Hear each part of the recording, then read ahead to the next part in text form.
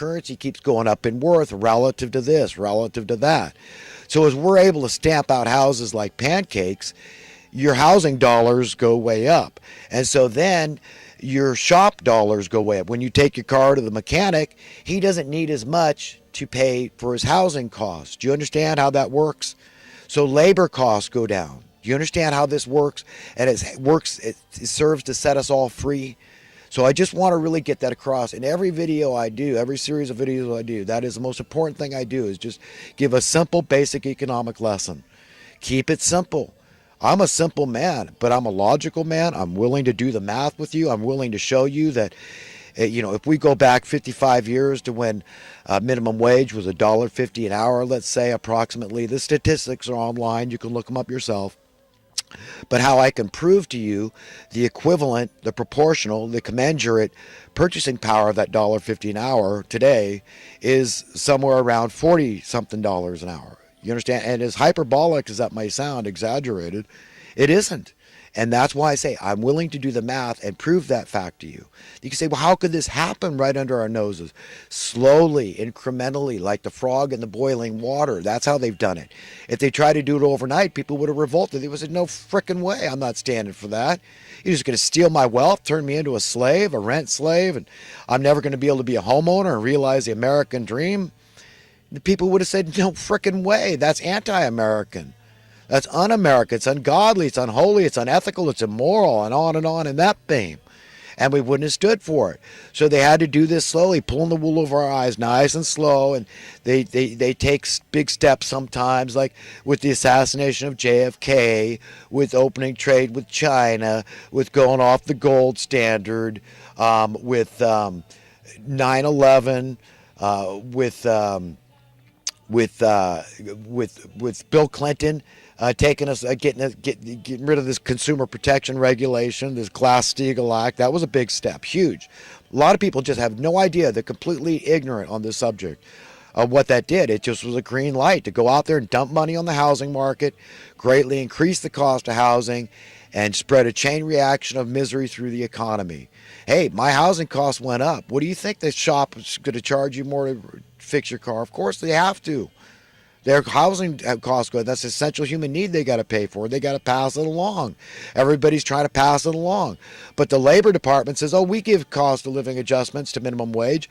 Well, but if your cost of living goes up this much and the minimum wage increases this much, you understand?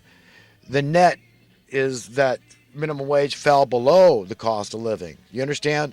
So your dollar is worth much less. Your wages are worth much less.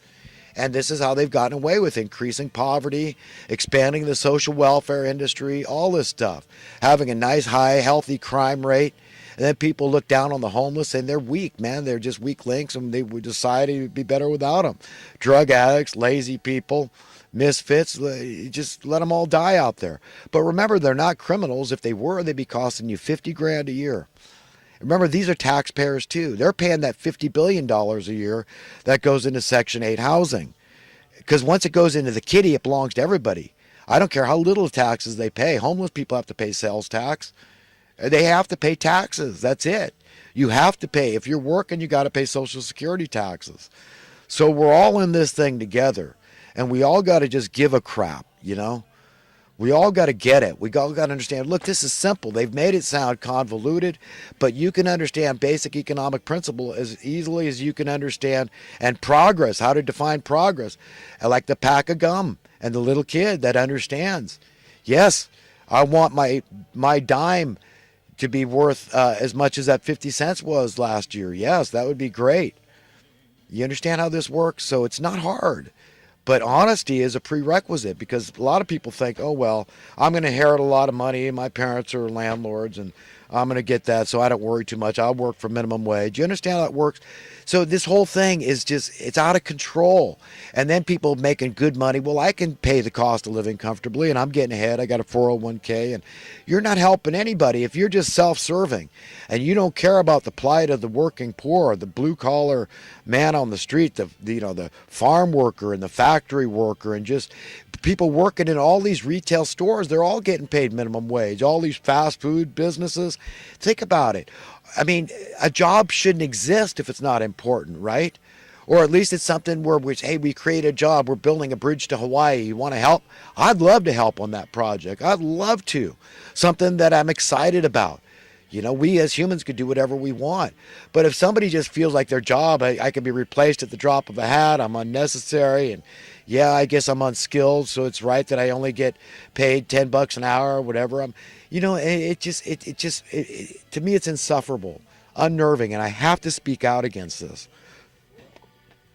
It's horrible. It's just horrible, and you have to be honest and admit that, man. This is how they're taking us. This is how we're being duped. Understand basic economic stuff. Understand at least how to define progress from regress. And care about others. Don't say it's somebody else's problem. I mean, what is a future generation going to say to you?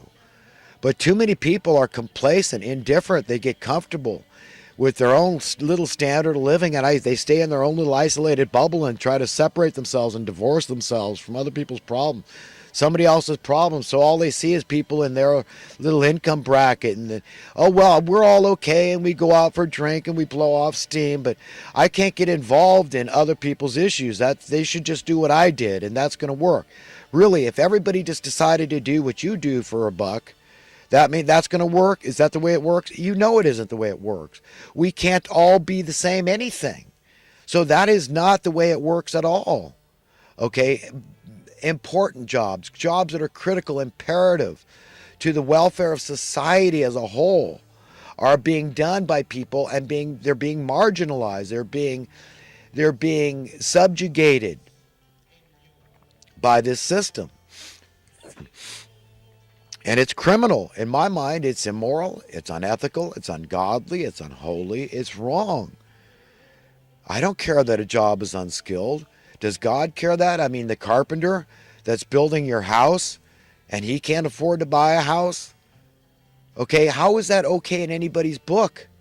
This happens all the time. People that have these trades, that plumber, he must be getting paid good. You look into it, you find out, no, the contractors often are doing okay, but the people they're hiring out to do these jobs are not getting paid a living wage. They can't afford to buy the houses they're building. The carpenters and the plumbers and the electricians and the drywall guys and the flooring guys and the roofing guys and the cabinet guys, often only the contractor may be able to afford it. They may make sure they're making enough so that they can't complain. No complaints here. The price of housing is high. The real estate agents made sure they drove that up by colluding as a special interest group, fixing prices. And then the lenders, too, they're all involved. Because they're renting money, they want to drive up the cost. The more money they rent, the more they make. So the incentive and the motivation should be clear, and then the government's involved in driving up real estate prices. Understand the incentive and the motive. Why? Because they make more property taxes. It's all very simple. Then you say, yeah, but then they go and have to subsidize poor people that can't afford to pay their housing costs anymore. Through Section 8, HUD, right? $50 billion a year. Well, they're not thinking they're separate agencies, right? One collects the taxes. Well, we got plenty in our coffers. We'll spend it on this and that, but that's some other agency's problem. You understand? But the same grand puppeteers are pulling strings in all these agencies to just keep people divided and just confused and stupid, ignorant. And it's just horrible where we're at. People just don't get it. We're way down the line. It's going to take a lot to turn this ship around, for this worm to turn. It's going to take a lot.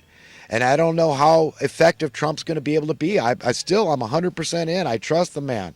Only because I think he's honest and he's got integrity. That's it, because I believe he believes the Bible. He believes the teachings of Christ, and there's none higher in terms of the teachings, none greater in terms of the teachings. So that's why I'm saying I'm on board with Trump, and I'm going to give him 100% of my confidence, my trust, my faith in just, let's go. 2 steps forward, 1 back. I'm all right with that. Make some concessions where you have to temporarily, but we never stop trying to be free, struggling, not just for some special interest groups, people and individuals, no, but for everybody, for the least of men to be free, to really reach that state of affairs where, look, it's understood from